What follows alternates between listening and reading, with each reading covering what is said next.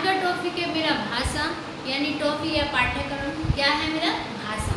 तो देखिए भाषा क्या होती है, जो साधारण बोलचाल जो होती है हमारी भाषा होती है।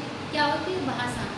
तो देखिए जैसे हम आपस में क्या करते हैं, लोग से भी जैसे हम लोग में रहते हैं तो क्या करते हैं, बोलचाल करते हैं। बोलचाल किसके, अरे दूसरे के थ्रू तो करी जाएगी बोलचाल, वैसे थोड़ी करी जाएगी। तो देखिए अब मैं आपको व्याकरण की दृष्टि से इसकी जो है डेफिनेशन समझाती हूँ। तो देखते जरा, भाषा वह साधन है, भाषा वह साधन है जिसके द्वारा हम अपने भाव या विचारों को दूसरे के सामने प्रकट करते हैं। दूसरे के सामने क्या करेंगे, प्रकट करना ही क्या कहलाता है, भाषा कहलाता है। जैसे सीता पुस्तक पढ़ती है, सीता क्या कर रही है, पुस्तक पढ़ रही है। सीता क्या कर रही है, पुस्तक पढ़ रही है। उसके बाद सेकंड पॉइंट है, रमा खत लिखती है। रमा क्या कर रही है, वो खत लिख रही है। देखिए पहले जो मैंने बताया था भाषा के बारे में बताया था, और अब जो मैं बताने जा रही हूँ भाषा के भेद, भाषा के कितने रूप होते हैं। ठीक है, तो देखिए जरा, तो नंबर 1 भाषा के 2 भेद होते हैं। कितने भेद होते हैं, 2। एक तो होता है मौखिक भाषा, दूसरा होता है लिखित भाषा। पहली क्या हुई, मौखिक भाषा। अब मौखिक भाषा क्या होती है, जो मुख से जो बोली जाने वाली भाषा होती है वो मौखिक भाषा कहलाती है। जैसे मोहन मंत्र पढ़ता है, मोहन मंत्र बोल रहा है या मंत्र पढ़ रहा है, तो ये क्या है, वो है मौखिक भाषा। उसके बाद दूसरा पॉइंट आता है लिखित भाषा। अब आपके मन में जो विचार होगा, जो क्वेश्चन उठेगा, भाई लिखित भाषा होती क्या है, जो लिखकर प्रकट की जाती है। जैसे रमा खत लिखती है, रमा क्या कर रही है, खत लिखती है, वो क्या है, मौखिक भाषा है। तीसरी भाषा होती है जिसका कोई उसमें व्याकरण की दृष्टि में कोई स्थान नहीं है, उसका नाम है सांकेतिक भाषा। सांकेतिक भाषा को जो है हमारे इसमें व्याकरण में मान्यता प्राप्त नहीं है। इस क्यों नहीं है, क्योंकि हर चीज़ हम एक दूसरे के सामने इशारों से प्रकट नहीं है। हर इंसान के इशारे अभिनय अलग अलग होते हैं, इसलिए हम उसको प्रकट नहीं।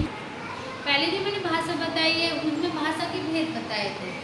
ठीक है, सबसे पहले जो बताई थी मैंने भाषा, उसके बाद है भाषा के भेद, और अब जो पढ़ने जा रहे हैं हम, अब पढ़ने जा रहे हैं भाषा के रूप। अब भाषा के कितने रूप होते हैं, भाषा के विभिन्न रूप हैं, वे कौन कौन से, जैसे मातृभाषा है, राजभाषा है, राष्ट्रभाषा है, मानक भाषा है, प्रादेशिक भाषा है, अंतर्राष्ट्रीय भाषा।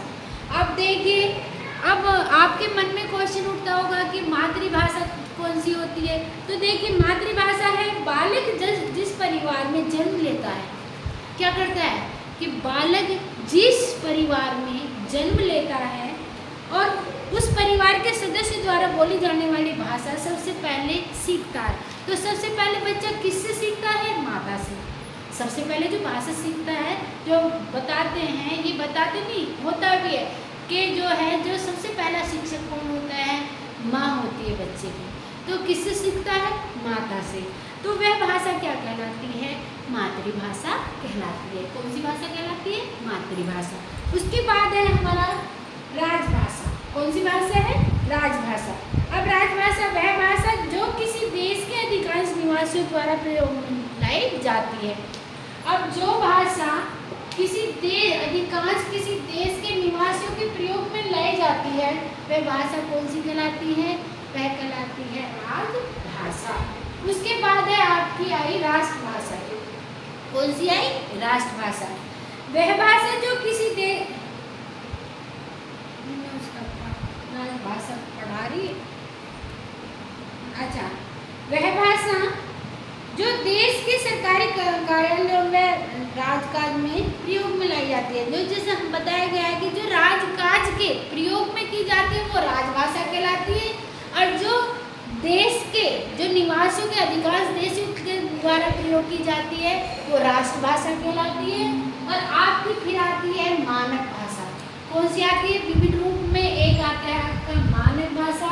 मानक भाषा में क्या होता है, तो देखिए किसी देश के शिक्षाविदों की विद्वानों द्वारा भाषा में एक रूपता लाने के लिए भाषा के जिस रूप को मान्यता दी जाती है। अब हम एक रूपता लाने के लिए जो है किसका प्रयोग करते हैं, मानक भाषा का प्रयोग। जब विद्वानों या शिक्षक विद जो होते हैं, जो शिक्षक जो सिखाते हैं, उनके द्वारा जो मान्यता दी जाती है वो किसके द्वारा दी जाती है कि मानक भाषा की। इसके बाद आती है आपकी प्रादेशिक भाषा। एक ग्रुप हमारा ये आता है क्या, प्रादेशिक भाषा। फिर क्वेश्चन क्या उठता है कि प्रादेशिक भाषा कौन सी होती है। किसी प्रदेश में जन सामान्य द्वारा प्रमुख रूप से बोली जाने वाली भाषा प्रादेशिक भाषा कहलाती है। अब जन सामान्य द्वारा कौन सी भाषा बोली जाती है, प्रादेशिक भाषा। कौन सी, प्रादेशिक भाषा। उसके बाद है हमारी विविध भाषा में लास्ट भाषा जो रूप है वो आता है अंतर्राष्ट्रीय भाषा। अब भाई अंतर्राष्ट्रीय भाषा कौन सी होती है, अंतर्राष्ट्रीय जिस भाषा को अधिकांश देश विचार वह सूचनाओं के परस्पर आदान प्रदान में लाते हैं। भाई देश के जो विचार हैं वो किसके द्वारा आपस में आदान प्रदान के रूप में जो लाते हैं वो अंतर्राष्ट्रीय भाषा कहलाती है। अब देखिए जरा, अब हमारा जो एक नोट है ये हमारा मोस्ट है कौन सा, कि भारतीय संविधान में भाषाओं को कितनी भाषाओं को मान्यता दी गई है। अब कितनी भाषाओं को मान्यता दी गई है, वो भाषा कितनी है, 22। कितनी है, 22। तो क्वेश्चन आ जाता है कि भारतीय संविधान में कितनी भाषाओं को मान्यता दी जाती है, तो आप लिखोगे कि भारतीय संविधान में 22 भाषाओं को मान्यता दी गई है। उसके बाद है कि हिंदी दिवस कब मनाया जाता है। हिंदी दिवस प्रति वर्ष जो है 14 सितंबर को मनाया जाता है। कब मनाया जाता है, 14 सितंबर को। उसके बाद है हमारा एक पॉइंट है, संपूर्ण भारत में हिंदी का प्रयोग कौन कौन सी भाषा के द्वारा होता है, राजभाषा और राष्ट्रभाषा। किस भाषा के द्वारा होता है, राष्ट्रभाषा और राजभाषा।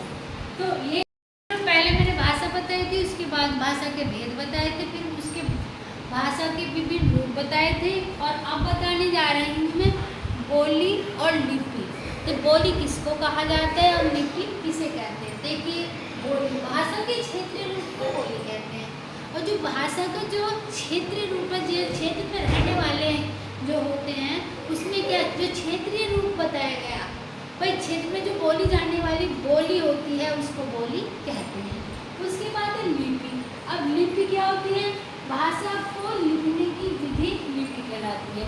जो भाषा को जो लिखने की जो विधि बताई गई है वो क्या बताई गई है, वो बताई गई है लिपि। लास्ट जो पॉइंट था, लास्ट जो था मेरा टॉपिक वो था व्याकरण।